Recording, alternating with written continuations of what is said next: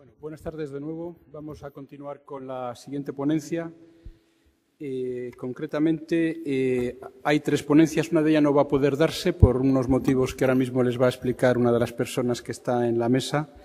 Se trata de la primera intervención que llevaba por título La rehabilitación de infraestructuras urbanas y que la iba a impartir don Enrique Conde Tolosa, que es el decano del Colegio de Ingenieros de Caminos, Canales y Puertos de Cantabria, y por los motivos que ahora, un poquito más adelante, les va a exponer la secretaria del colegio, pues no puede estar esta tarde aquí. La segunda ponencia lleva por título Rehabilitación de infraestructuras privadas, ayudas públicas. La va a impartir don Eduardo Luzuriaga Tomás, que es ingeniero técnico de obras públicas y es el decano del Colegio de Ingenieros Técnicos de Obras Públicas de Cantabria. El currículum de don Eduardo Luzuriaga es como sigue. Es ingeniero técnico de obras públicas por la Escuela de Madrid en el año 73. Durante los años 74 y 75 fue profesor ayudante en la Escuela Universitaria de Ingenieros Técnicos de Obras Públicas de Burgos. Después trabajó 6 años en la empresa Froestra, dirigida por don Agustín Gómez Obregón, Agosa, una empresa de Cantabria de los años 70, 80. Luego, durante 2 años, fue delegado en Cantabria de la empresa Construcciones Sobrino de San Sebastián y desde el año 1983 hasta la actualidad ejerce como jefe de la red de distribución de agua potable del municipio de Santander. En el año 97 fue elegido decano de la zona de Cantabria del Colegio de Ingenieros Técnicos de Obras Públicas y desde ese momento forma parte de su Consejo General y desde el año 2005 de su Comisión Permanente. Y la tercera ponencia lleva por título Las ITES y los estudios previos a la rehabilitación. La va a exponer el profesor don Ignacio Lombillo Vozmediano, que es doctor ingeniero de Caminos, Canales y Puertos. Es profesor ayudante de la Universidad de Cantabria y es el coordinador del grupo de I+D de Gestión y Tecnología de la Edificación. Terminó su formación de ingeniero de Caminos en la Universidad de Cantabria en el año 2004. Es máster en Tecnología y Gestión de la Edificación de nuestra universidad por el año 2008 y doctor por la Universidad de Cantabria en el año 2010. Entre las actividades docentes más importantes es profesor ayudante de la universidad en el Departamento de Ingeniería Estructural y Mecánica, área de edificación, y es coordinador y profesor de los cursos de máster, experto y especialización en Tecnología y Gestión de la Edificación, que en este momento van por la 6ª edición y que ha recibido el Premio Internacional AUIP a la calidad de los estudios de posgrado en Iberoamérica, otorgado por la Asociación Universitaria Iberoamericana de Posgrado. En el área de investigación es coordinador del grupo I+D de GT2C, que cuenta con la certificación ISO 9001 desde el año 2007. Ha sido investigador en 10 proyectos de I+D ejecutados con financiación obtenida en convocatorias públicas del Ministerio de Ciencia e Innovación, Fomento, Educación y Ciencia, Gobierno de Cantabria. Ha participado en 29 informes y estudios técnicos sobre estructuras de fábrica y de hormigón y sobre rehabilitación de construcciones. Es técnico principal del Laboratorio de Ensayos No Destructivos aplicado al sector de la rehabilitación de la Universidad de Cantabria. Es coordinador ha sido coordinador del 37 Congreso Mundial de la International Association of Housing Science, que fue celebrado aquí en octubre en 2010. Ha sido coordinador de 4 jornadas internacionales sobre tecnología de la rehabilitación y gestión del patrimonio construido, REHAVEN, que el otro día comentamos que para el próximo año, octubre del próximo año, va a ser un congreso mundial. Luego hemos puesto 2 diapositivas más adelante al final de la intervención de Ignacio. Es coautor de 5 capítulos de libro y coeditor de 5 libros. Tiene 44 artículos técnicos y comunicaciones en distintos congresos, revistas internacionales, etc. El año pasado fue premio 2011 de la Real Academia de Doctores de España a la mejor tesis doctoral de España en el área de ciencias experimentales y tecnológicas, que fue su tesis doctoral, con el título Investigación teórico-experimental sobre ensayos ligeramente destructivos utilizados para la caracterización mecánica in situ de estructuras de fábrica del patrimonio construido. Como experiencia profesional ha participado en las empresas, o más bien en la primera es un centro tecnológico, la Bain Tecnalia. Después ha estado en Paimacotas, en asistencia técnica y proyectos, y también tiene alguna experiencia propia en proyectos de rehabilitación. Y pertenece a asociaciones como la Asociación Nacional de Ensayos No Destructivos, miembro de la Plataforma Tecnológica Española de la Construcción, PETEC, miembro de la Red Temática de Conservación, Restauración y Rehabilitación del Patrimonio Arquitectónico, RECOPAR, y miembro del CIP, International Council for Research and Innovation in Building and Construction. En concreto, pertenece a los grupos W23, Wall Structures, y W86, Building Pathology. Bueno, él va a impartir luego una ponencia sobre ITES, como he dicho, y les adelanto que el grupo de edificaciones en este momento está preparando este tema que antes José Antonio Gómez Izaguirre decía de que las ITES darían lugar a una tarde entera de hablar de ellas. Pues concretamente el grupo de edificación de la Escuela de Caminos está preparando en este momento un curso sobre inspección técnica de edificios y próximamente lo ofreceremos a los distintos profesionales. Yo aprovecho la ocasión, como es de rigor en el presidente de mesa en cada sesión, dar las gracias a los ponentes que intervienen y en concreto una persona es del grupo de edificación, pues sería darle las gracias a un compañero de un tema que hemos organizado entre todos, ¿no?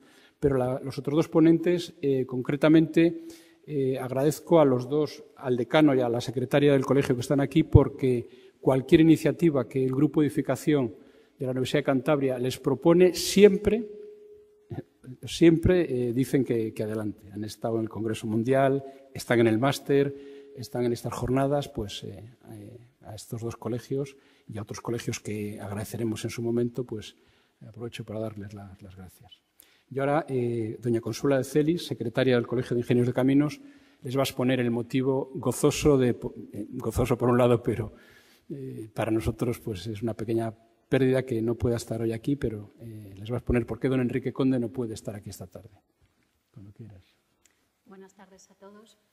Bueno, en primer lugar, deseaba agradecer al profesor Villegas la invitación que hizo hace unos meses al Colegio de Ingenieros de Caminos, que hoy tengo el honor de representar, a participar en estas jornadas. Agradecerle a él y a todo su equipo, a Ignacio, a Clara, a todos, la disposición que siempre han tenido para colaborar en esta organización a la cual nos han invitado.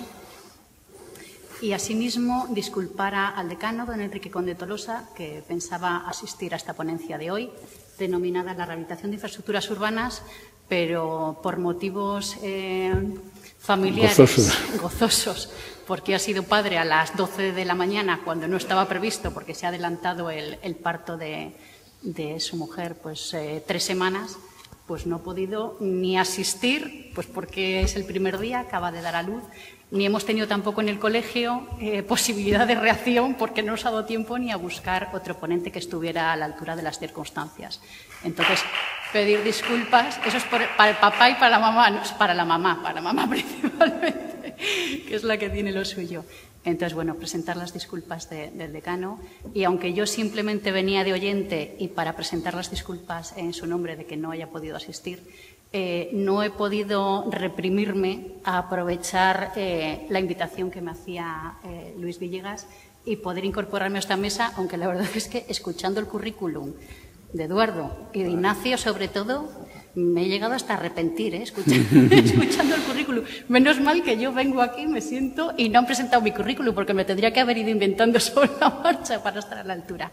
Simplemente aprovechar 2 minutos para hacer una breve reflexión con todo lo que se ha escuchado aquí, porque no me dejaría dejar escapar la ocasión de hablar en estas jornadas que se denominan Cantabria hacia una edificación sostenible. Yo creo que únicamente la ponencia de Enrique Conde versaba en torno, bueno, también la de Eduardo, en torno a lo que son las infraestructuras en sí, no solo el hecho de lo que es la edificación, y además, por lo que estoy escuchando, bastante centrado en lo que es una edificación de uso exclusivamente residencial, al margen del uso administrativo, del uso industrial. Yo creo que nos que ha versado todo muy directamente relacionado con lo que es la edificación residencial y además de uso privativo. Entonces, hacer una serie de reflexiones sobre la importancia de las infraestructuras urbanas, porque yo creo que lo que es Cantabria hacia una edificación sostenible, todos entendemos que una edificación sostenible es que a ninguno de nosotros nos gustaría vivir en una vivienda que todos los años se inunde en determinados momentos del año, reiterativamente, todos los años. Y en Cantabria hay poblaciones en las que determinados barrios todos los años se inundan. Y no solo en Cantabria, también en el municipio de Santander. Hay determinados barrios que son proclives a padecer todos los años pues inundaciones en edificios de viviendas, en bloques de viviendas, pues de lo que puede ser no solo de viviendas en sí, pero sí de garajes o de mismamente las infraestructuras. Estamos acostumbrados a ver el centro de Santander inundado muchas veces. Y no es que ocurra una vez en una ciclogénesis, es que ya casi que sabemos que todos los inviernos, pues en determinadas circunstancias, por los pasos inferiores o determinadas infraestructuras, van a sufrir inundaciones. Y a ninguno nos gusta. Eso también creo yo que es el concepto de edificación sostenible. Y no quería desaprovechar la ocasión de decir que eso tiene un nombre y eso no es el nombre, eso no está reflejado en el Real Decreto sobre las ITES, ni es edificación residencial, aunque sí que nuestra calidad de vida pase por todas esas circunstancias. Eso se llama inversión pública, inversión de la Administración pública. Porque las inundaciones de los barrios de distintas poblaciones en Cantabria, pues seguro que se solucionaría con una inversión en encauzamientos, en nuevos encauzamientos de los ríos, en limpiezas de cunetas, en muchísimos tipos de redimensionamiento de redes de saneamiento, etcétera, incluso en el centro de las poblaciones como puede ser de Santander. Y creo que eso también es edificación sostenible y no quería desaprovechar la ocasión porque creo que justamente en esa ponencia sobre la rehabilitación de las infraestructuras urbanas debería centrarse ese asunto, porque hablando de infraestructuras urbanas creo que no solo hay que hablar de rehabilitación, que todo nos viene, parece, el pensamiento que rehabilitación es una reparación de lo que está ya deteriorado. Yo creo que en el concepto de infraestructuras urbanas tiene que ser un concepto con una dinamización constante, no solo de rehabilitación, sino también de renovación y de redimensionamiento de las infraestructuras urbanas. Y no solo, porque hablamos, lo que menos viene siempre a la cabeza es un reafirmado de firmes, un firme que se deteriora con el paso de los vehículos y necesita unas medidas de reafirmado, o unas aceras que se van moviendo y entonces hay que solucionar esos problemas, ¿no? También pasaría por hacer una inversión potente, pues, por ejemplo, en las redes de abastecimiento de aguas, que sí que el Ayuntamiento de Santander, pues en los últimos años se ha hecho para que en zonas muy elevadas, pues en todas las viviendas exista una mejor calidad de vida, porque cuando abran el grifo exista la presión suficiente, que esos son problemas pues que también vienen a colación de la edificación sostenible. Y esos problemas no dependen de la inversión que haga la comunidad de propietarios, depende de la inversión que llegue desde la Administración, igual que el tema de las redes de saneamiento, igual que el tema de la contaminación acústica que sufrimos en nuestras viviendas. Igual que yo soy de Torrelavega, a mí me da igual tener unas fantásticas ventanas y cuando abro la ventana no puedo respirar. Y eso no depende de las comunidades de vecinos. Todo eso que ayuda a que Cantabria vaya hacia una edificación sostenible, no solo se tiene que abarcar desde las comunidades de propietarios. Y el Real Decreto que ahora mismo está a punto, el señor director general sabe porque están trabajando mucho, sobre el decreto de las ITES, una vez más el legislador creo que ha cargado tintas en los ciudadanos. Y además ha puesto plazos de cumplimiento. Plazos que veremos si debido a la coyuntura de crisis económica pues exigen un cumplimiento de los mismos o no, pero vuelvo a lo mismo. El tema de los plazos de este tipo de inversiones por parte de la Administración pues no existe. Ya veremos cuando llegue y simplemente quería hacer esa reflexión a colación de la rehabilitación de las infraestructuras urbanas como no solo rehabilitación, sino constante renovación mediante inversión de la Administración pública. Y nada más. Muchas gracias. Muy bien. De acuerdo. Pues ahora entonces la ponencia es de Eduardo Luzuriaga. Muchas gracias, Consuelo.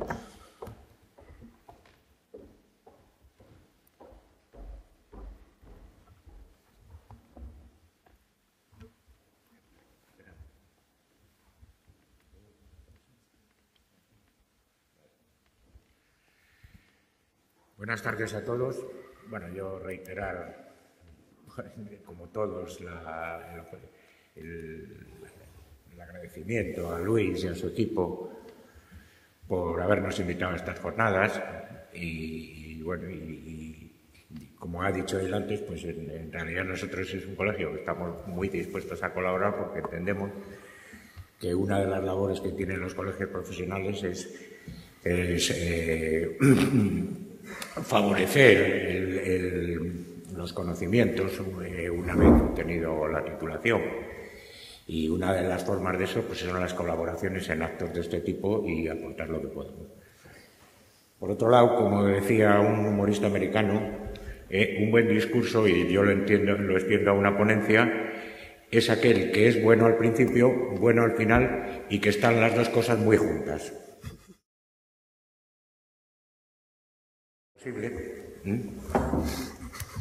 Nos vamos a referir a las urbanizaciones privadas, ya sean de viviendas o de polígonos industriales, porque como Chelo ha dicho, pues la inversión pública iba a ser hablado anteriormente. Entonces, nosotros nos vamos a referir a las urbanizaciones privadas. Nos hemos fijado fundamentalmente en los polígonos industriales por entender que presentan un mayor grado de deterioro en sus infraestructuras, tanto en las enterradas, abastecimientos, saneamientos, invernales, etcétera, como en las superficiales, es decir, viarios, calzadas y aceras. Es fundamentalmente el deterioro que presentan los polígonos industriales es mayor que en las urbanizaciones privadas dedicadas a edificación por varias razones. Una de ellas es que, por ejemplo, con respecto a los viarios de las calzadas y aceras, es que en los polígonos industriales normalmente hay tráficos pesados. Y, sin embargo, en las urbanizaciones privadas de viviendas, pues no es normal que haya tráficos pesados. El deterioro de estas infraestructuras es debido principalmente a falta de mantenimiento, es obvio, ¿no? Como el de casi todas las infraestructuras. En el caso de los viarios y en el caso de las infraestructuras enterradas, normalmente es debido a, por supuesto, a falta de mantenimiento también y de conservación, y a obsolescencia de materiales, de que se componen las redes y también, pues, naturalmente, ausencia de mantenimiento. A manera de ejemplo, presentamos fotografías de 3 polígonos industriales escogidos, tanto por su grado de deterioro como por su proximidad a Santander. Pero nos consta que en toda la comunidad, y yo creo que les consta a ustedes, porque hay miles de ejemplos por ahí, hay bastantes más con un alto grado de deterioro. Vamos a empezar por el polígono del Campón, que, como saben, está dentro del municipio de Santander. Y, bueno, yo no soy, obviamente, Robert Capa, pero vamos, las fotos son bastante significativas. Por ejemplo, esto es una zona cualquiera del polígono donde se ve que el viario está absolutamente destrozado. Si en un momento tuvo algún pegote de aglomerado asfáltico, pues ya se ha quedado es una mala capa de base. Son ejemplos, aquí se ve, por ejemplo, las aceras que eran de hormigón, de hormigón o de cemento, están prácticamente, no existen. Este es otro ejemplo, son fotos sueltas tomadas recientemente, esto no es del polígono industrial del Campo. Hay soluciones pintorescas, pues como se ve, o las aceras o son inexistentes o están totalmente degradadas. Y bueno, pues a las soluciones pintorescas me refiero a que, por ejemplo, pues se bachean con trozos de ladrillo. Esas son, pues bueno, son soluciones de emergencia en el polígono del Campo. Aquí se ve un ejemplo, pues, de una conducción, de una especie de invernal sui generis que se ha puesto ahí, con una... Ya digo que esto lo pongo a manera de ejemplo. Este es otro que es el Isla del Olio, que también está dentro del municipio de Santander, donde se ve el alto grado de deterioro. Si alguno de ustedes es habitual de alguna empresa de ahí y tal, pues se da cuenta que el grado de deterioro, vamos, hay unos baches que te dejas un amortiguador. Pero luego, aparte de eso, aparte de, bueno, efectos de pieles de tigre y todo eso que hay en el asfalto,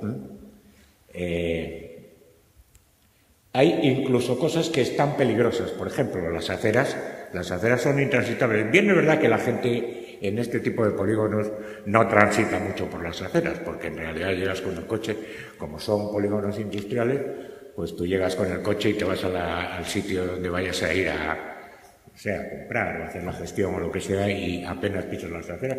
Pero es que en realidad las aceras están peligrosas, Ahí vemos una foto de una acera también de hormigón. Bueno, baches, los que quieras y más, ¿no? Y todos los defectos posibles en un viario, en una vía de tráfico. Otro ejemplo, pues, de aceras deterioradas con resaltos para acceder a un resalto de una tapa, de un servicio, en este caso de electricidad, pues una acera verdaderamente peligrosa para el tráfico de peatones. Bueno, más ejemplos de la Isla del Óleo, otro ejemplo de Invernal sui generis, también hecho a estilo compadre. Y aquí aquí se ve claramente el bache que hay, que es espectacular, vamos, o sea, un tío en una moto ahí, pues hace como motocross, sale volando. Un tío que vaya con una moto un poco deprisa, que es verdad que no van mucho en moto por ahí, pero sale volando. Ejemplos de aceras, pues bueno, un hidrante para uso de bomberos mal colocado, que está estorbando a la acera y que está peligroso. El señor ahí se pega un tortazo. Bien. Ejemplos. Otro polígono en el que me he fijado, pues no es que me haya fijado, de los que me he acordado que también está bastante peligroso en muchas zonas, es el polígono Legarcu, que está en el municipio de... Esto ya pertenece al municipio de Camargo. Este está en la frontera entre Camargo y Santander. Pues bueno, vemos los mismos defectos, o sea, el firme totalmente degradado. Las aceras o no existen o son peligrosísimas, como en este caso, que hay una rejilla y luego una especie de cosa ahí que parece que quiere ser una acera, con bordillos altísimos. Una zona de acera, por supuesto, muy degradada, pero con una sin barandilla ni nada, pues un salto que sigo diciendo que no soy Robert Capa, pero vamos, en la foto lo que quería significar es la diferencia de nivel que hay entre esta acera y la calzada de abajo, ¿no? Que es peligrosa.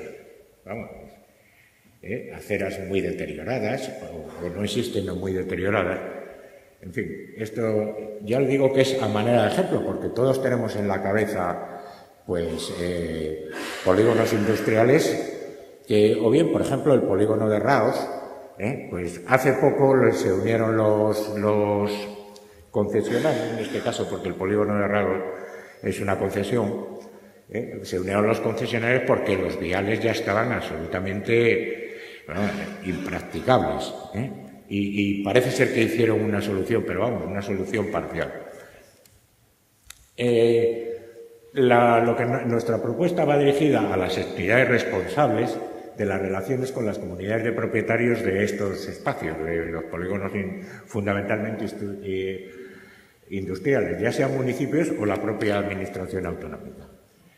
Nuestra propuesta se basa, digo, al decir se basa, hemos pensado que se podía hacer una cosa parecida a una cosa que se basa en una cosa que es la Ordenanza Municipal de Ayudas para la realización de obras de mejora y ampliación de interiores de suministros de agua del Ayuntamiento de Santander, que pasamos a tratar y comentar.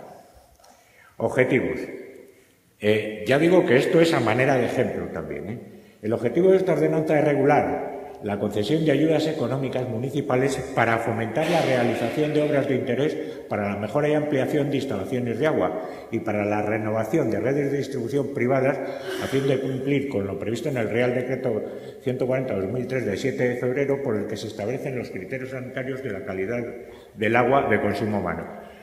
Lo tenemos, esto es una cosa que nosotros usamos habitualmente, al referir nosotros me refiero en mi trabajo, pero viene muy al hilo de estas jornadas, porque al fin y al cabo se trata de una rehabilitación, que no es la fachada, ni los tejados, ni todas estas cosas que son más espectaculares, pero que sí que es una rehabilitación muy importante para los ciudadanos, que es la rehabilitación de sus instalaciones interiores.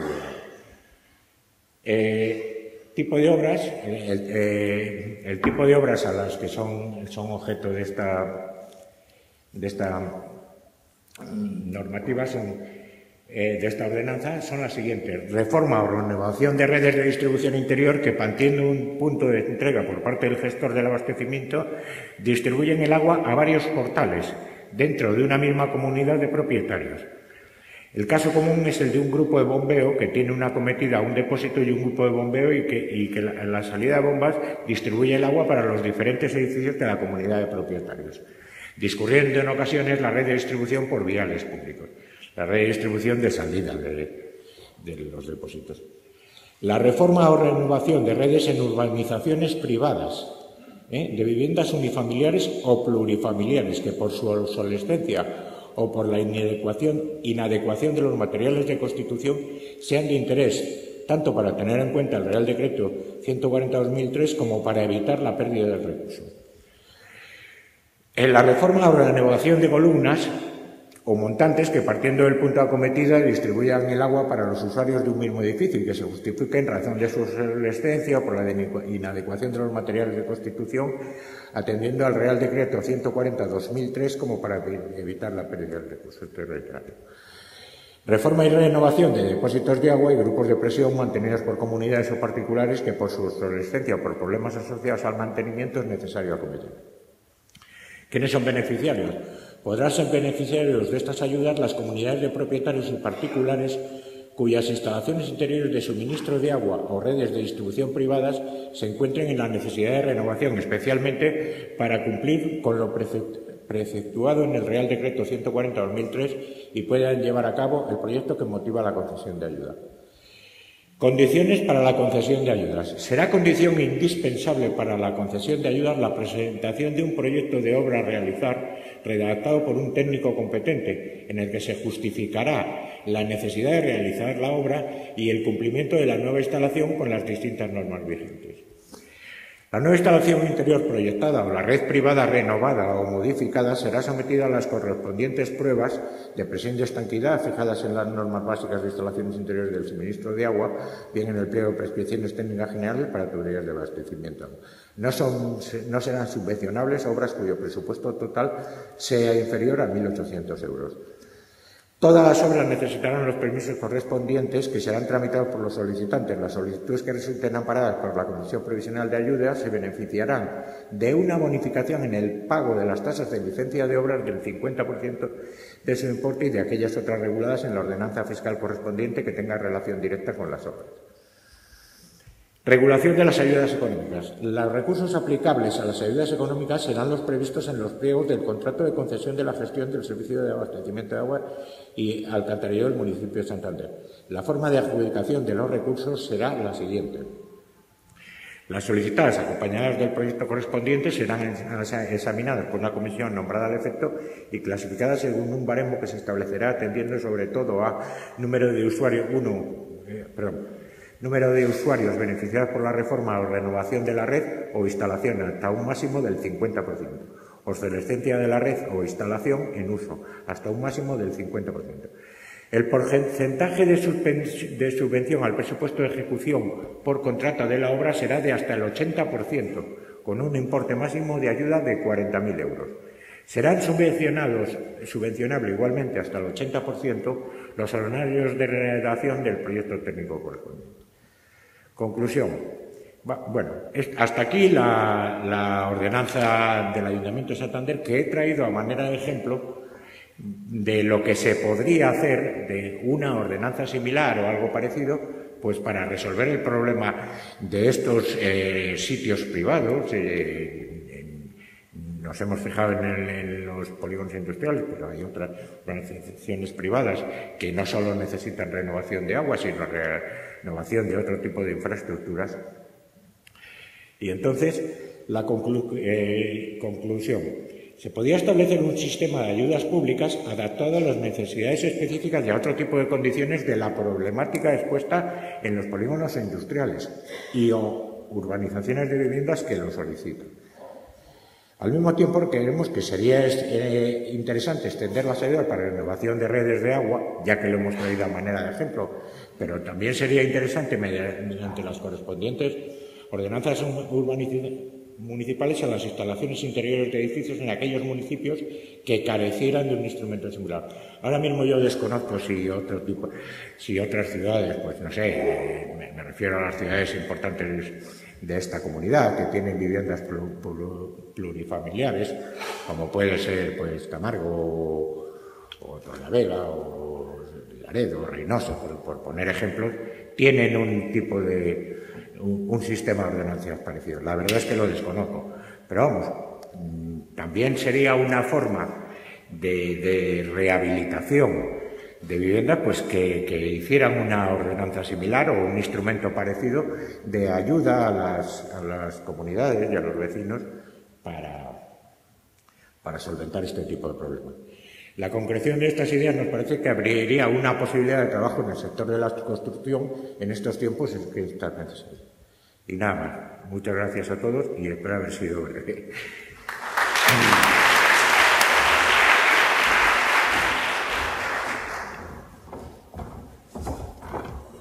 Muchas gracias, Eduardo. Pues ahora va a intervenir Ignacio Lombillo con la ponencia sobre inspecciones técnicas de edificios y los estudios previos a la rehabilitación. Bueno, buenas tardes, noches. Ya se ven muchas calvas por ahí.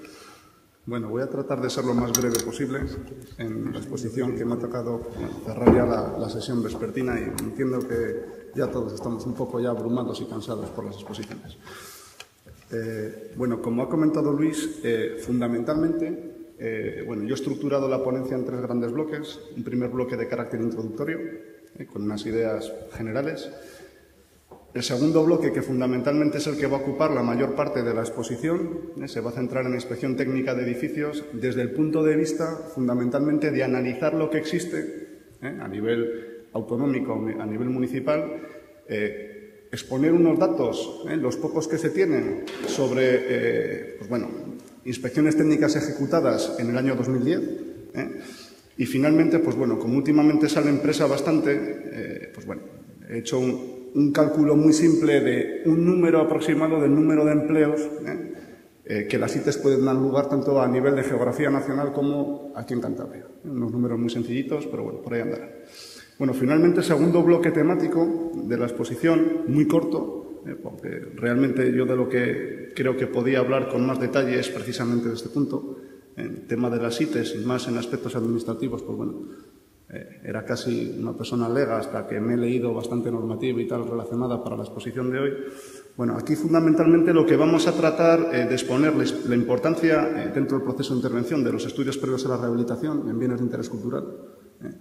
Y bueno, la propuesta a juicio, al menos de nuestro grupo, que entendemos de la conveniencia de normalizar también la ejecución de estos estudios previamente a la fase proyectual y de ejecución de obras puramente dicha. Bueno, empezando por la introducción. Quiero partir con esta diapositiva, una diapositiva a mi juicio interesante. Como ven, está sacada de un informe que publicó en el año 2010 el Colegio Libre de Méritos de España sobre el estudio del sector de la construcción a nivel global. Les invito, es un documento abierto, 100 y pico páginas, que explica prácticamente todo lo que ha pasado, y desde mi punto de vista una cosa positiva que tiene el documento es que para diferentes subsectores del sector construcción exponen posibles campos prioritarios de actuación, ideas, que es lo que hace falta en estos momentos. Bueno, en relación con el sector de edificación, como pueden apreciar, fundamentalmente aluden a 5 ideas. En primer lugar, garantizar la existencia de financiación, apuesta por la internacionalización del sector, el desarrollo del mercado de viviendas de alquiler. Luego proponen la promoción de la rehabilitación de la construcción. Y, finalmente, otra idea en relación a la mejora de la capacitación tecnológica e investigadora del sector construcción. Bueno, los 3 primeros puntos fueron profusamente tratados la semana pasada. El cuarto es de lo que estamos hablando hoy. Y del quinto, como nadie ha hablado nada, a mí me gustaría hacer únicamente una pequeña reflexión. La reflexión es, la siguiente. Partiendo de la base, como pueden apreciar en esta gráfica, de la inversión en construcción, en I+D, en relación al Producto Interior Bruto de un país, aquí tienen una comparativa entre lo que sería la media de la Unión Europea, la UE27, en relación a España. Entonces, la primera idea que quiero mostrar con esta diapositiva es que España, tradicionalmente, hemos tenido siempre un desfase importante, del orden de un punto porcentual, en relación con la inversión media de Europa. Desfase que progresivamente, en las épocas de bonanza, a nivel global, de todas las actividades, hemos ido poco a poco limando. Ese desfase supuso, en el año 2008, del orden del medio punto porcentual, pero bueno, es de esperar que, con las políticas públicas que se están coartando financiación a actividades de investigación, pues que este desfase nuevamente vuelva a crecer. Bueno, la segunda idea responde a esta diapositiva. No sé si ven algo, porque está pequeña, pero bueno, aquí lo que he tratado es demostrar diferentes actividades económicas españolas desagregadas por sectores, de manera que para cada una de estas actividades lo que se muestra es el porcentaje de empresas de esa actividad económica que están o que estaban desarrollando actividades innovadoras en el año 2009, datos del INE.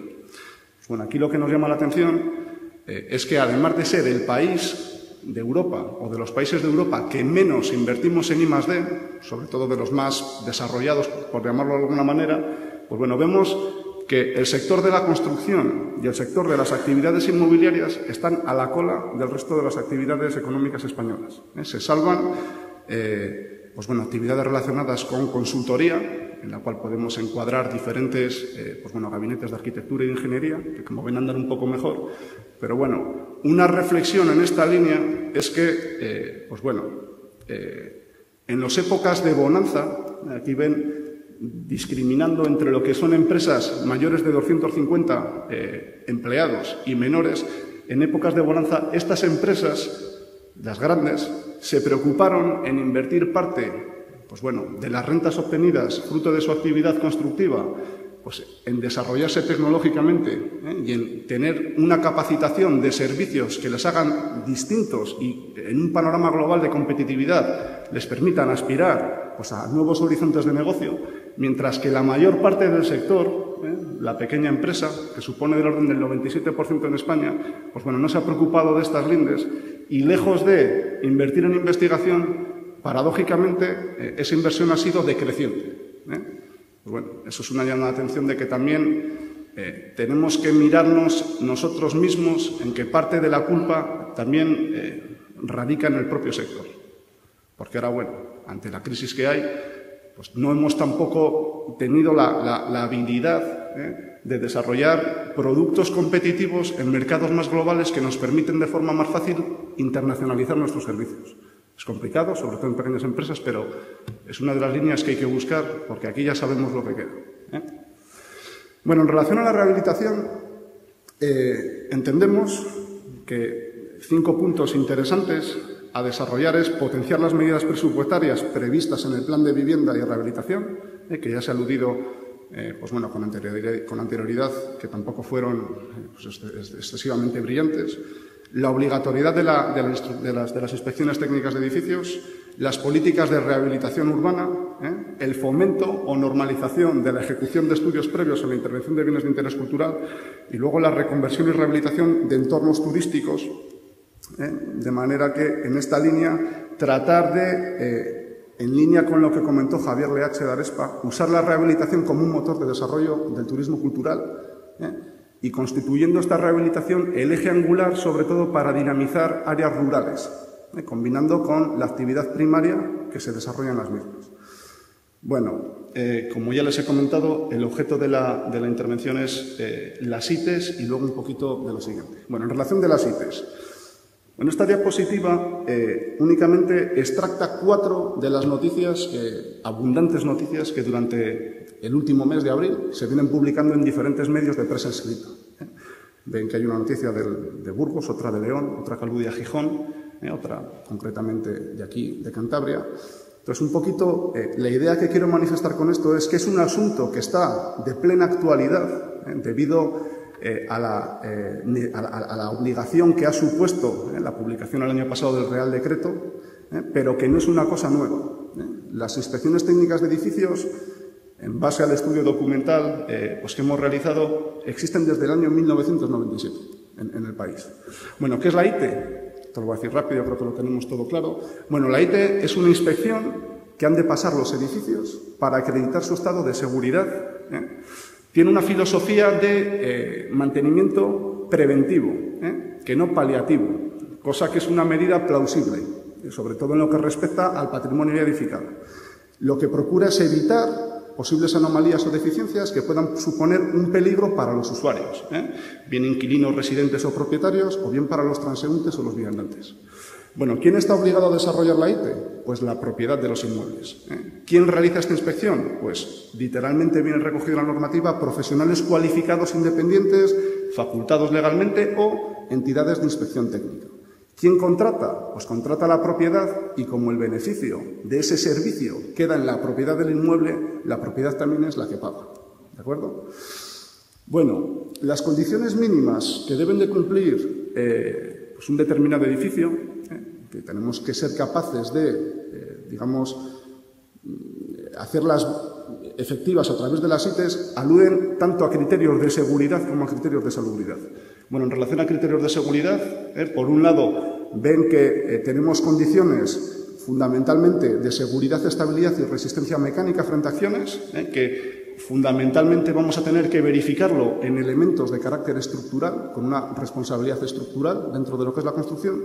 Y luego tenemos otras condiciones también de seguridad y de estabilidad en otra serie de elementos, como barandillas, cornisas u otros ornatos, también dentro de la construcción.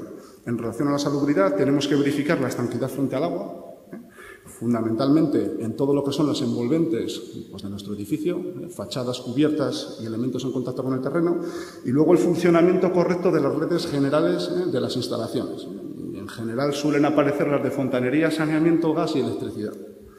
Bueno, previamente a ver un ejemplo de una de las actas ITE de un municipio cualquiera, me he permitido ponerles 2 diapositivas o 3 diapositivas, porque estos son unas normas que no son muy conocidas dentro de lo que es el panorama técnico, ¿vale? Bueno, se tratan de unas normas desarrolladas por el subcomité número 8 de AENOR.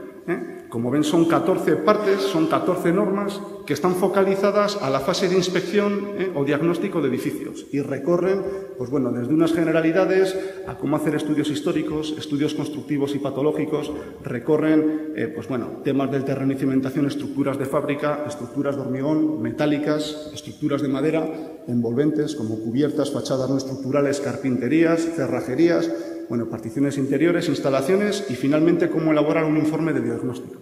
Cada una de estas normas, a su vez, pues bueno, se desarrolla en un documento individual, pues bueno, con aspectos generalistas, definición de principales aspectos relacionados con las tipologías constructivas ante cada una de estas partes y finalmente, lo que a mi juicio es interesante y puede servir de ayuda, un bloque con cuadros en relación a prestar ayuda al técnico, en el que se describen lesiones, en el que, en función de su localización y a la vista de las lesiones, se formulan unas causas o procesos con cierta certidumbre de que puedan ser los desencadenantes de estos procesos y, finalmente, se da una idea de qué toma de datos realizar para verificar la existencia de estos procesos patológicos.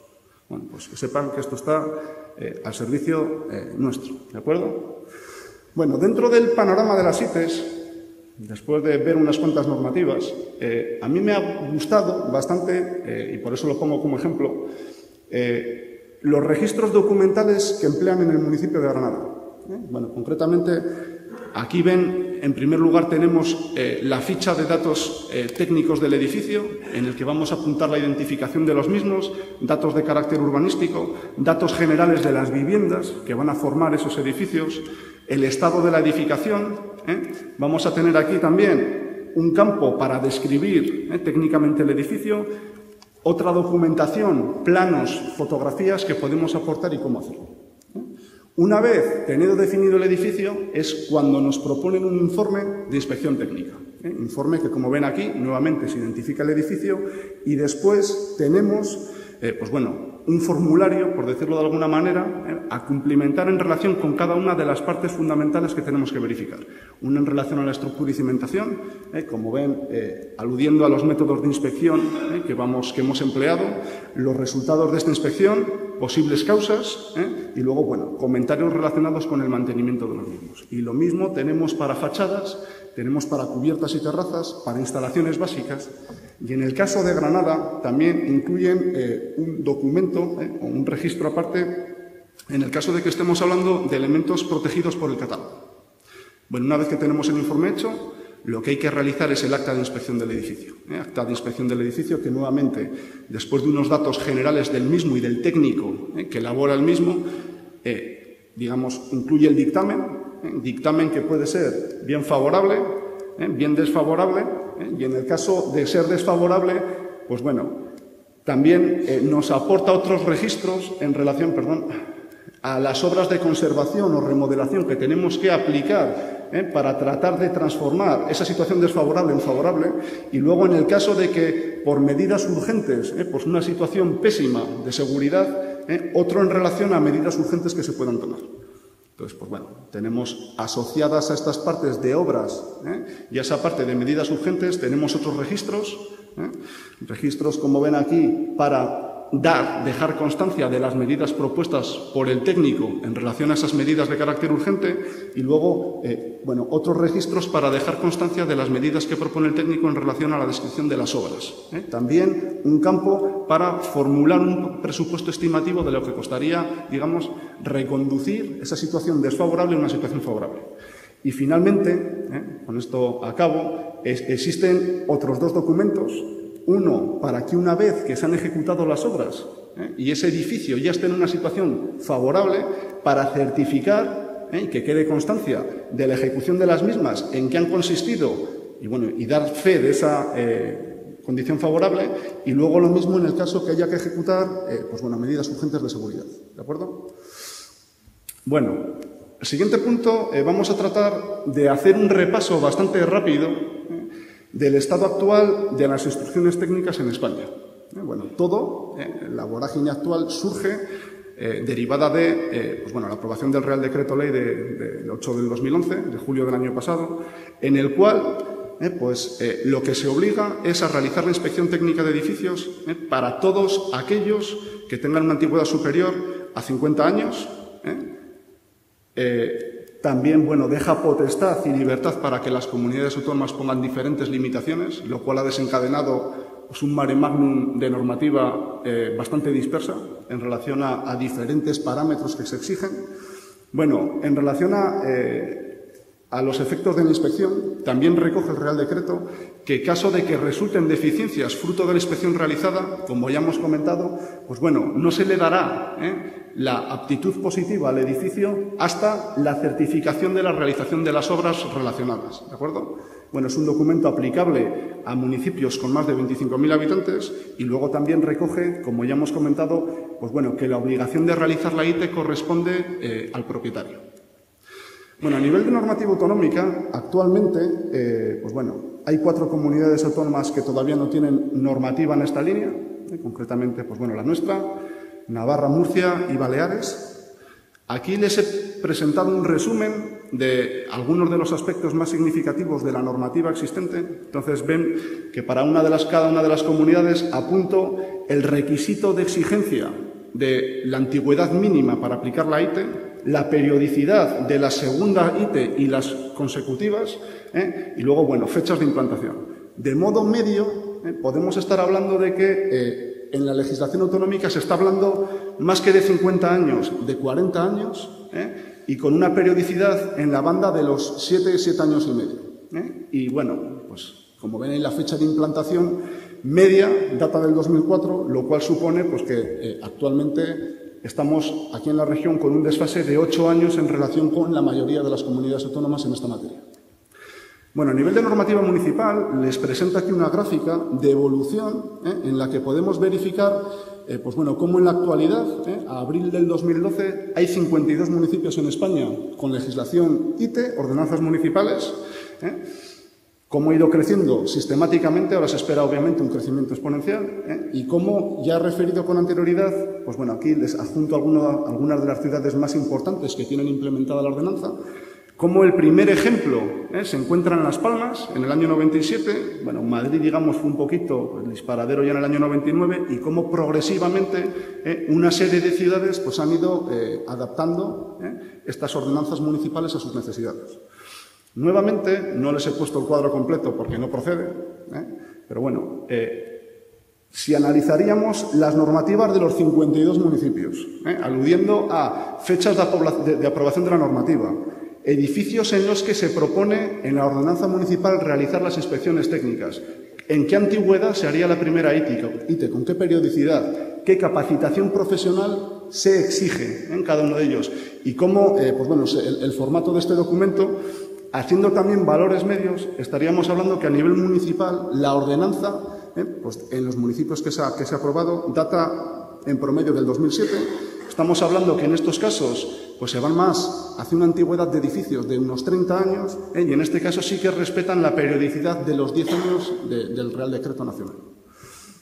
Bueno, les presento ahora 3 tablas que la única pretensión que tienen es demostrar cómo únicamente con 52 municipios, en función de diferentes parámetros recogidos en las ITES, como en este caso la antigüedad de la primera ITE y la periodicidad, pues bueno, empieza a surgir un mare magnum, como ya les comentaba, de diferentes posturas.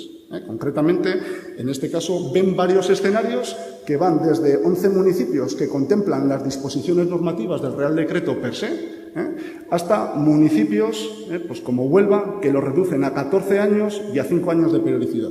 Bueno, en el caso concreto de Jaén y Zamora no hay datos porque Jaén está recién aprobado, pues bueno, en un pleno a principios de abril, y en Zamora no fue una ordenanza, sino que fue un bando municipal. Bueno, en relación, por ejemplo, a qué edificios son susceptibles de realizar las ITES, pues bueno, vemos que también hay un panorama no tan, digamos, incoherente como el anterior, pero a mí aquí, por ejemplo, lo que me llama la atención es que hay municipios, entre los cuales hay algunos importantes, que aluden a la obligación de realizar la ITE en todos los edificios, salvo, bueno, con una definición bastante más extensa, pero bueno, resumiendo, los de titularidad pública. Pues aquí yo les hago esta reflexión.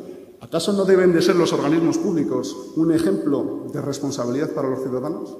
Pues bueno, en estos casos concretos ya les indico también pues que hay resolución del Tribunal Supremo, en el caso concreto de la Ordenanza de Madrid, que les hizo modificar esta cláusula. Bueno, en relación, otro tema de controversia, porque no queda claro, es la capacitación profesional. Entonces, bueno, a nivel de capacitación profesional, como ven, la definición es bastante ambigua, con diferentes denominaciones, pero no se especifica quién tiene facultad o cualificación para realizar esta tipología de informes. Bueno, vamos a continuar. En relación a estadísticas obtenidas de análisis de inspecciones técnicas de edificios en el año 2010, comentar que los datos se han obtenido del Observatorio ITE, pues bueno, que está pilotado desde el Instituto Tecnológico de Castilla y León, y se basan estos datos en 11 de los 46 municipios que tenían la ordenanza ITE adoptada en el año 2010. Bueno, primera idea es que del orden de una tercera parte de las inspecciones están siendo desfavorables, el 31,4%. Una segunda idea es que la mayor parte de los edificios susceptibles de ser estudiados son de carácter residencial. Obviamente, dado que el volumen de los mismos trasciende el de los otros sectores, pero como, desde mi punto de vista, también lógico, aparecen otros edificios que también están siendo estudiados. Al fin y al cabo, un edificio administrativo, comercial, docente, también forman parte pues, de nuestra vida cotidiana. Tenemos que garantizar unos requerimientos en los mismos al menos iguales que en las residencias privadas. Bueno, hay estadísticas en relación a la titulación de los técnicos inspectores. Pueden comprobar cómo pues la mayor parte de los informes se realizan entre arquitectos y arquitectos técnicos, pero hay otro paquete de técnicos entre ingenieros de caminos, ingenieros de obras públicas, ingenieros técnicos industriales y un paquete de otros que no especifican, que también pues bueno, han ejecutado ITES hasta la fecha. Y finalmente otra estadística interesante es en aquellas inspecciones desfavorables que se manifestaban o se daba fe de determinados procesos patológicos, en qué bloque se concentraban los mismos. Entonces, pues bueno, pueden ver aquí cómo la mayor parte de los mismos están, pues bueno, en la envolvente, ¿vale? En fachadas, bueno, y en medianerías, y luego en cubiertas. Bueno, en relación a la SITE como posible motor de generador de empleo. Aquí lo que me he permitido, pues bueno, de forma rápida, estudiando datos del Instituto Nacional de Estadística, he consultado el censo de viviendas, más que viviendas, de edificios residenciales y de población, pues del año 91. Tenemos disposición en el INE del 91 y del 2001. Me he ido al 91 porque, pues bueno, estas construcciones que figuran en la misma tienen más de 20 años de antigüedad. No he dispuesto de datos de mayor antigüedad. Bueno, podemos apreciar cómo en España tenemos aproximadamente 8.200.000 edificios, ojo, residenciales. A estos hay que sumar otros edificios de diferentes usos, de los cuales, a su vez, tampoco te permite el INE discriminar en municipios de 25.000 habitantes, te permite 20 o 50, pues bueno, de más de 20.000 habitantes, que para tener un número global pues nos vale, estamos hablando que el 33% de estos edificios están en núcleos, que por decirlo de alguna manera, son los que el Real Decreto nos está marcando que tenemos que hacer las inspecciones. Bueno, en Cantabria estamos hablando de 96.000 edificios residenciales, de los cuales aproximadamente 20.000 están en municipios de más de 20.000 habitantes. Bueno, suponiendo, por eso digo que es un número gordo, que se van a ejecutar las inspecciones en el parque de edificios existentes durante 6 años, y que cada inspector va a realizar 3 ITES por mes, desde un punto de vista de empleo directo, pues bueno, estamos hablando aquí, como ven, cifras que en función de que nos movemos en el total de los edificios o en la parte sectorial de municipios mayores de 20.000 habitantes, pues las cifras bailan a nivel de empleo directo. Bueno, una reflexión que yo aquí también, cuando estaba haciendo el estudio, digo, oye, ¿y por qué solamente hay que hacer las inspecciones técnicas en edificios de más de 25.000 habitantes? ¿No? Al fin y al cabo, la Constitución dice que todos somos iguales ante la ley. Entonces, ¿por qué a una persona, por vivir en un municipio de más de 25.000 habitantes, tiene obligación de hacer esta inspección y por qué otros no? Por eso he puesto las 2 cifras. Bueno, en relación al empleo indirecto, lo que he hecho es decir, bueno, del total de edificios, como hemos visto que aproximadamente del orden del 31,4% son ITES desfavorables, supone que estas cifras multiplicadas pues, por 0,314 son edificios en los que va a haber que realizar algún tipo de obra, mayor o menor, para adaptarlos a esa condición apta según el técnico. ¿De acuerdo? Bueno, de manera que, nuevamente, suponiendo que con un desfase de un año aproximado, pues vamos a tener obras para tratar de pasar estos desfavorables a favorables, compuestos, pues bueno, una cuadrilla de 3 personas que haga 2 obras al mes, pues bueno, lo mismo, si dividiríamos pues por el parámetro correspondiente, obtendríamos estas otras cifras.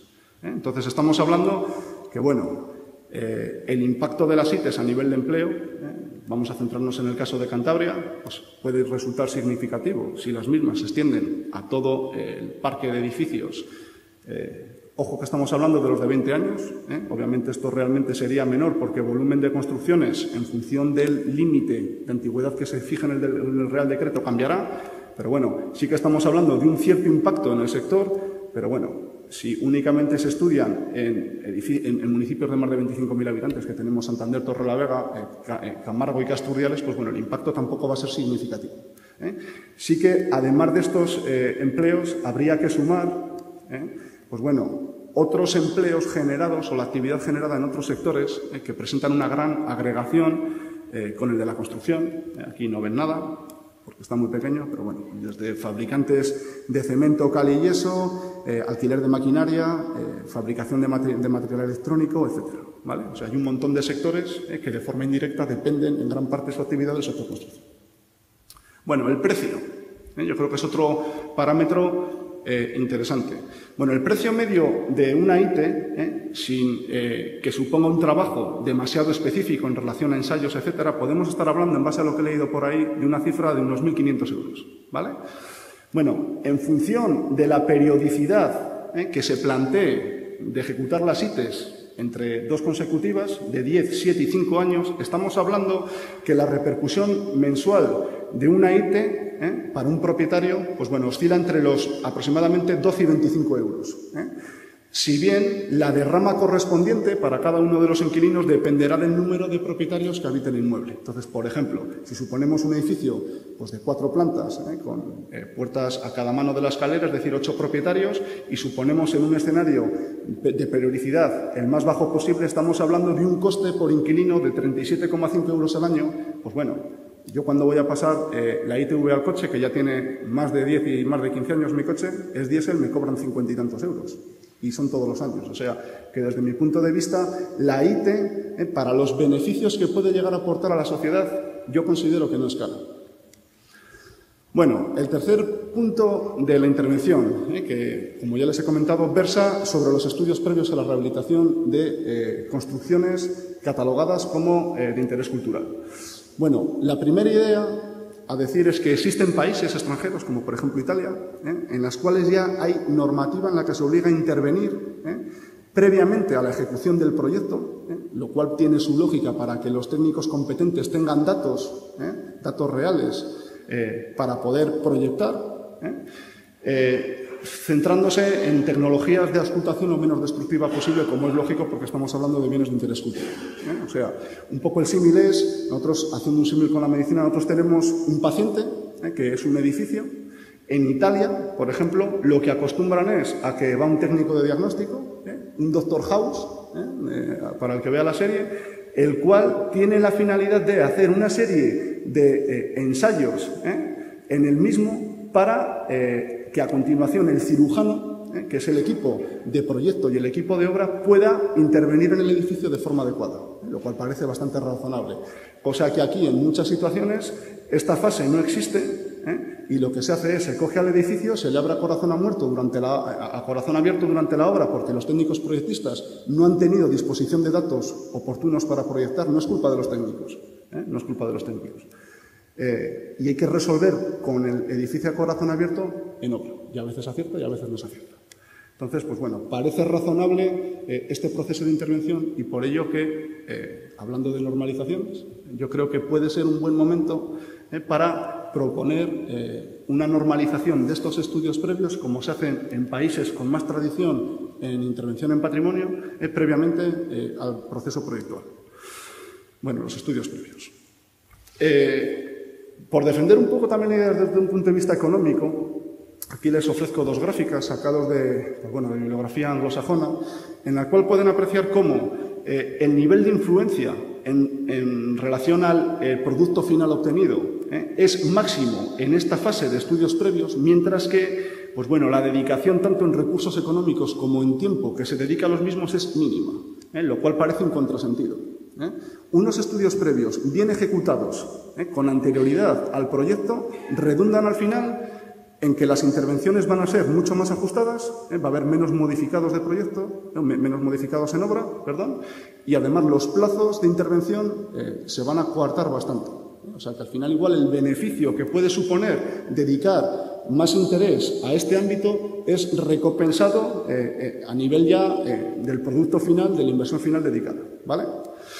Bueno, dentro del proceso general de intervención, que digamos nosotros lo entendemos como una fase de preliminares o de, digamos, hacer visitas a obra y emitir un prediagnóstico, el cual luego lo vamos a demostrar con un reconocimiento y se va a materializar en un diagnóstico que va a ir seguido, pues bueno, fundamentalmente ya de la fase de terapia, tanto a nivel de ejecución de proyecto como de obra y finalmente de un control y mantenimiento.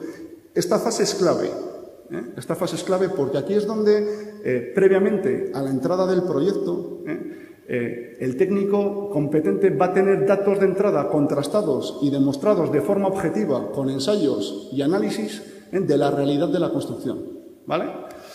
Bueno, hemos estado hablando, por tanto, de que en esta fase de control y mantenimiento, con una filosofía de mantenimiento predictivo, las ITES tienen campo. Pues bueno, a mí me gustaría llamar la atención también, como ya les digo, en edificios de interés cultural, que esta fase es importantísima. Bueno, esta fase de reconocimiento o análisis, estoy acabando, no soy impaciente. Pues bueno, como ven, lo que se trata es que mediante un equipo de carácter multidisciplinar se desarrollen todos aquellos estudios necesarios para obtener un conocimiento exhaustivo del edificio, de manera que luego, ordenándolos, tengamos un conocimiento real importante del mismo. Y se incluyen desde estudios en el ámbito histórico o arqueológico, estudios en el ámbito arquitectónico, en el ámbito constructivo, en el ámbito social, etc.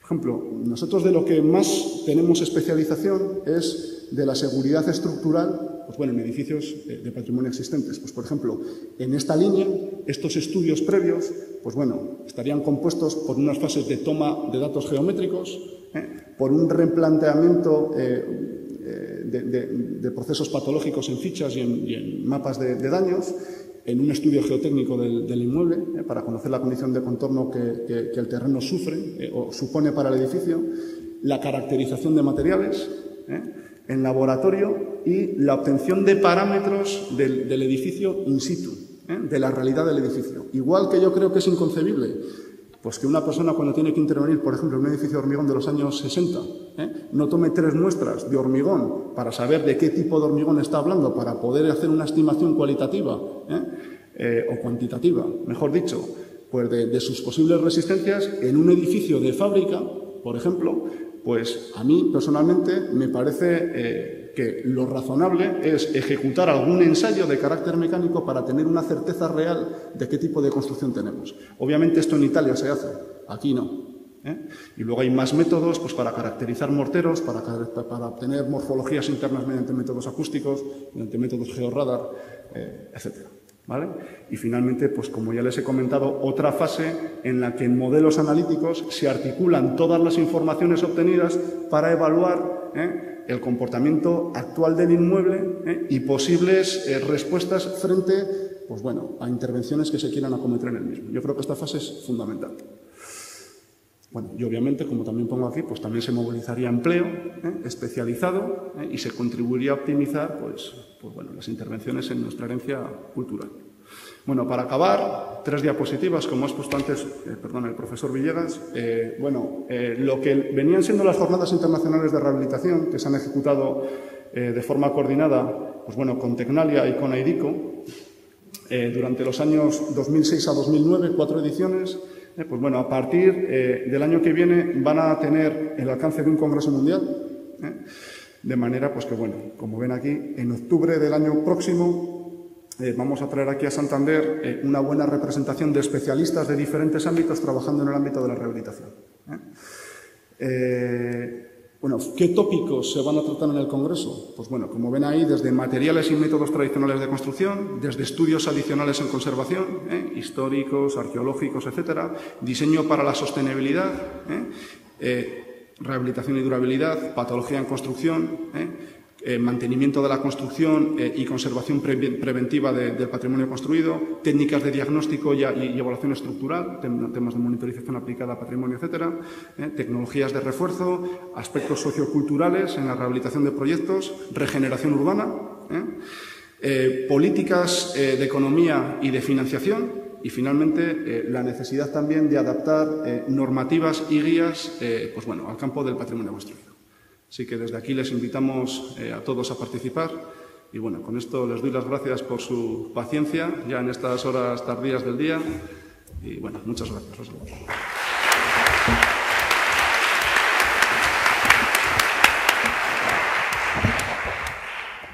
Bueno, pues gracias Ignacio y a los demás, a Eduardo ya que han intervenido, y ahora vamos a hacer un breve turno de preguntas por si alguien quiere comentar algo al respecto.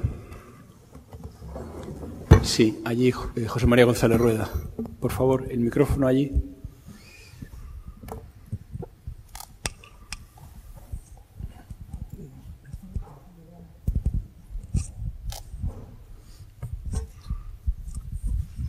Buenas tardes.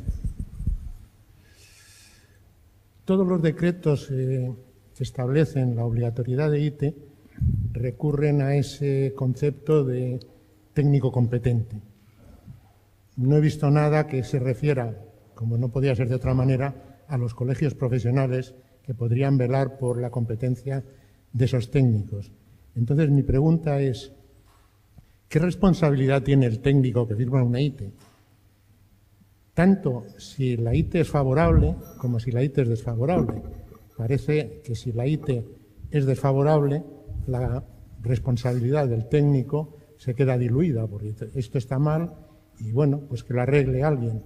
Pero si el resultado de la IT es esto está bien, ese técnico se le puede exigir alguna responsabilidad si el día de mañana o al día siguiente se encuentra un defecto grave, porque en estos temas de patología es muy difícil, yo creo que las personas que están en la mesa lo conocen perfectamente, decir este edificio está bien y esto está de maravilla, aquí no va a pasar nada.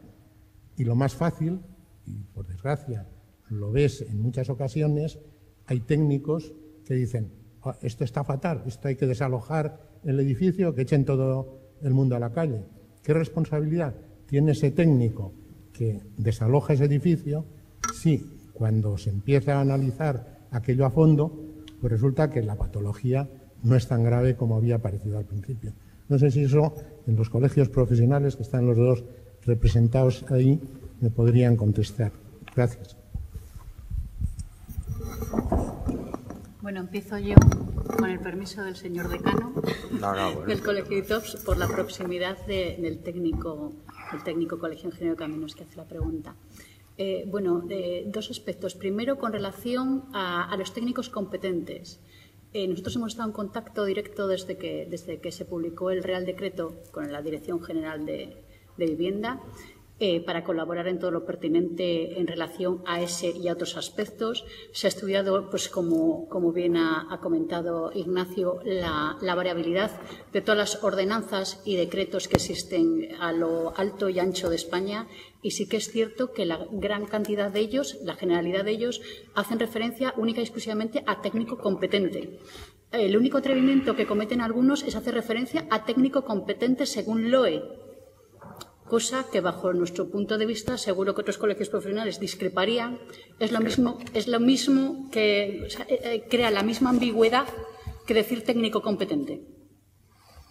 Hay una ambigüedad plena, porque desde el Colegio de Ingenieros de Caminos venimos defendemos y defenderemos a ultranza que si alguien tiene por así decirlo, la intención de defender que técnico competente según LOE quiere decir que existe cierta exclusividad para realizar un informe técnico de edificación única y exclusivamente por parte de los arquitectos, pues tenemos una apreciación distinta a esa afirmación, puesto que una ley que priva, o sea, que da una exclusividad competencial a un determinado técnico, a una determinada titulación técnica, única y exclusivamente tiene que hacer referencia, se tiene que plasmar para exclusivamente lo que refleja la ley. Y la LOE únicamente da una exclusividad para los arquitectos para el proyecto y dirección de obra de edificaciones en determinados usos.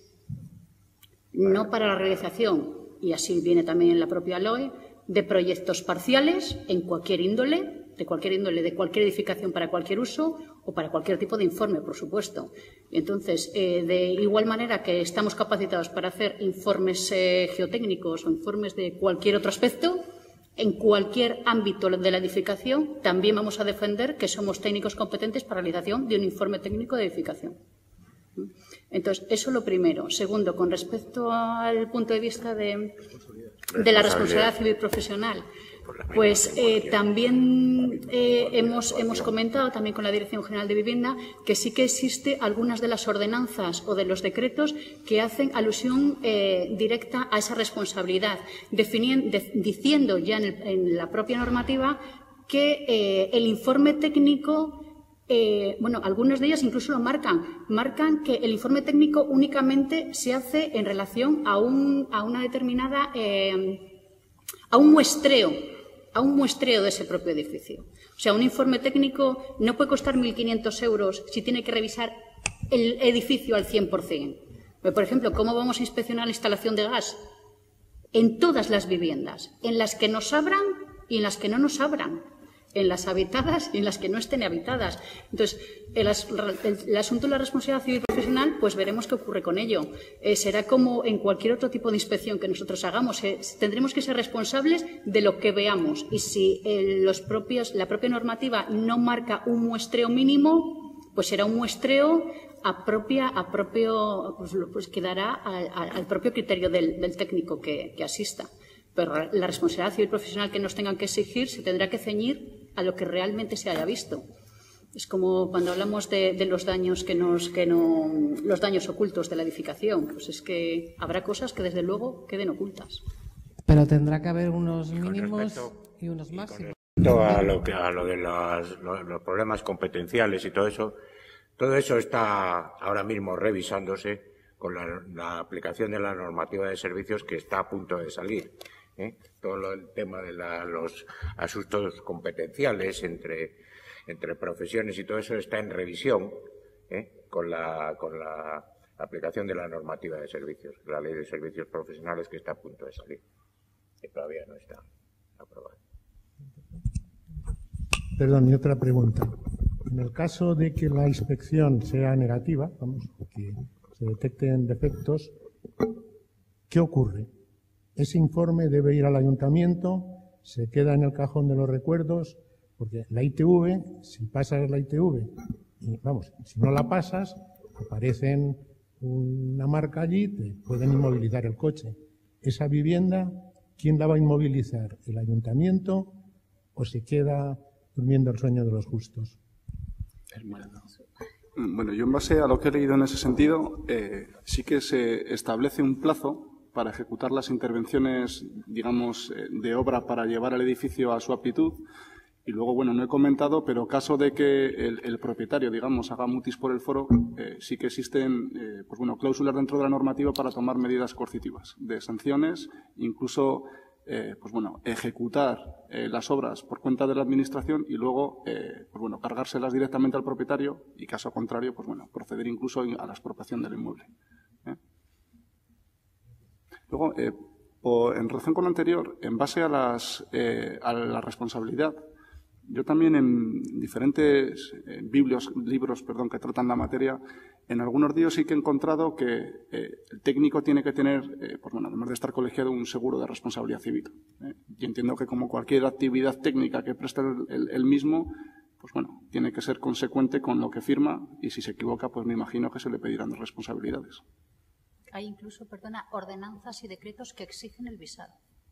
Sí, de todos los informes IT. Hay bastantes que muy buena, una parte importante, que se exige el visado del colegio profesional, en buena parte de las ordenanzas.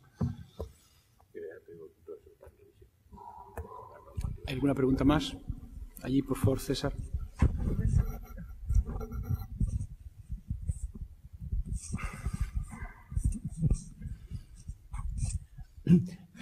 Dos preguntas, pero muy breves. Una, simplemente agradecer a la ponente, que no recuerdo el nombre, el planteamiento de las infraestructuras urbanas sostenibles. Y digo esto porque hoy en día, aunque parece un disparate, pero tenemos algunas palas excavadoras quitando arena a las playas para que desagüen algunos ríos. Y quitan el arena hoy, mañana viene la otra marea y lo deja igual. Y eso todos los días. Todos los días que hay marea. Bien, esa una. Y el otro planteamiento era en cuanto a las ITES. Y desde el punto de vista de la ejecución de la reparación de estructuras. Yo ahí sí que lo veo un poco preocupante, no desde el punto de vista técnico, que ya lo es, sino desde el punto de vista de la ejecución, porque en el caso de estructuras de hormigón antiguas, y si vas a refuerzos, digamos, que no son el tipo clásico de forrados metálicos, pues el tratamiento con resinas, epóxis y estas otras cosas, la especialización de la empresa, digamos, de la empresa que lo tenga que ejecutar. Yo, no sé, ignoro cómo está un poco el mercado, pero me parece que me da la sensación que es un poco preocupante en el caso de detectar. Lo primero es detectar los problemas, ¿no? Pero lo segundo es solucionarles. Y desde el punto de llegarlo a reparar desde una forma solvente, y que eso quede garantizado de que ha conseguido el objetivo que se pretendía, a mí en concreto hoy en día me parece un poco preocupante. En concreto, quien ha dado la ponencia. Sí. Bueno, en relación al tema de las empresas, yo en ninguna normativa he visto ningún requisito que se les va a exigir a las mismas. Y en cierta manera, bueno, pero eso es como todo, porque, por poner otro ejemplo, a mí me resulta un poco paradójico que, por ejemplo, un técnico tenga que pronunciarse sobre, pues bueno, la idoneidad, por ejemplo, del trabajo de una cimentación en un reconocimiento visual, cuando ¿qué vas a ver, no? O sea, sí que puedes llegar a algún tipo de conclusión estudiando procesos patológicos, agrietamientos, desplomes y tal del estado de las mismas, pero siempre va a quedar una incertidumbre. Entonces, en relación con las empresas que luego van a tener que desarrollar los trabajos, yo la verdad que no he visto en normativa, no sé si la habrá, pero yo en la que he consultado, que ha sido unas cuantas, no he visto en ningún tipo de requerimiento para estas empresas. Yo en cualquier caso, por añadir otro punto más, si se trata de un refuerzo, tendrá un técnico que proyecta ese refuerzo y que va a dirigir la ejecución del mismo. Ese será el responsable de que la empresa que va a hacer ese refuerzo tenga la experiencia suficiente, vamos, no se lo va a dar a una empresa o va a permitir que lo haga una empresa no especializada.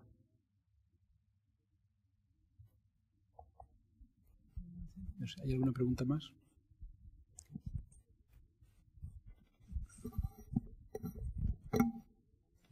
Sí, buenas. Yo quería de alguna manera manifestar el contento de alguna manera al oírle a Consuelo, creo que es, sobre el tema de las infraestructuras urbanas, ¿no? Dentro de la rehabilitación. En las jornadas que están bastantes, en pocas he oído de las infraestructuras, ¿no? Y de su rehabilitación. Creo que hay que entenderlas como una oportunidad cuando intervenimos en ellas. No solo porque mejoramos lo que ya se ha señalado, sino porque en el levantamiento que hacemos de la ciudad, del espacio público, hay mucha oportunidad de hacer muchas cosas. Y creo que se tiene que tener en mente desde las administraciones públicas también. Creo que solo no tenemos que proyectar lo que es la infraestructura como tal, sino ese espacio público que está encima. ¿Cómo tratamos esa pavimentación? ¿Cómo tratamos el espacio público en la ordenación del mobiliario? Porque hay mucho que hacer. O sea, hay que decir, con esas intervenciones aportamos y contribuimos a la cohesión social, de alguna manera la calidad de vida de ese espacio público, desde el punto de vista del confort térmico, del confort acústico de ese espacio, se pueden hacer muchas cosas y creo que se tiene que estar presente. Y bueno, agradezco que de alguna manera se aborde el tema de infraestructuras porque no se suele abordar normalmente y me parece que es importante en clave de oportunidad. Y luego ya, en segundo lugar, y esto ya es cuestión y es para Nacho, es en relación a las ITES y todo el estudio que ha hecho, que me ha parecido muy interesante, de la aplicación de las ordenanzas en los diferentes municipios. ¿Cómo se está articulando en los municipios? ¿Habéis mirado un poco eso de que cómo se puede hacer o cómo se obliga a llevar a cabo las ITES? Porque al final hay falta un poco esa parte, ¿no? ¿Qué porcentaje de las viviendas que tienen más de 50, 40, 10, 24 años, los que sean, y cuántos tienen obligación y cuántas han hecho realmente? Porque esa es la patata caliente, ¿no? Ese es el gran problema que hay ahora mismo. De donde venimos está condicionado, las ayudas se condicionan de alguna manera a que se haga la ITE, pero no hay otro mecanismo y es obligatoria desde el 2006 y a todos los municipios, en el caso del País Vasco, por ejemplo. Entonces, no lo sé. Vamos a ver, yo de eso te puedo comentar, no los he podido poner por falta de tiempo, más datos que he manejado del observatorio. Vamos a ver, en los 11 municipios que me he referido que contribuyeron a los datos, que creo recordar que eran de 6 comunidades autónomas diferentes, del porcentaje de o sea, del total de edificios que tenían obligación de realizar ITE en el año 2010, creo recordar que aproximadamente únicamente fueron ejecutadas ITES, fueron tramitadas del orden del 55%. Y no voy a poner nombres a las comunidades, pero concretamente de las 6 había 3 que todas las ITES que tenían obligación de tal, pues bueno, las habían tramitado, pero había concretamente una comunidad autónoma que creo recordar que había tramitado el 0,3% de las ITES a la que tenía obligación. Entonces, pues, yo no sé si con eso te respondo, pero me parece a mí que es un tema que es interesante, pero que no está del todo bien cogido, ¿no? Y bien regulado. En cualquier caso, Maider, ¿cuál es la experiencia que tenéis en el País Vasco? ¿Con el tema de las ITES? Sí, de las que se tienen que hacer, ¿cuántas se han hecho? No tengo ni idea, no hemos hecho el estudio específico. Lo único que conozco es que realmente la ordenanza que está hecha es la de Basauri, creo que no hay más en País Vasco. La única es la de Basauri. Y es obligatorio, según la ley del suelo del 2006, es obligatoria la realización de las ITs, pero para todos los edificios. O sea, hay, por ejemplo, no sé Basauri cómo lo articula, pero yo entiendo, según lo que pone la ley del suelo, que es obligatoria a todos los edificios, a todos los municipios y a todos los edificios. O sea, quiero decir, no hay edificio público que quede fuera del tema, entiendo yo, no lo sé. Pero bueno, habría que mirarlo bien en detalle, ¿eh? ¿Hay alguna pregunta más? Bueno, muy bien, allí José María Páez.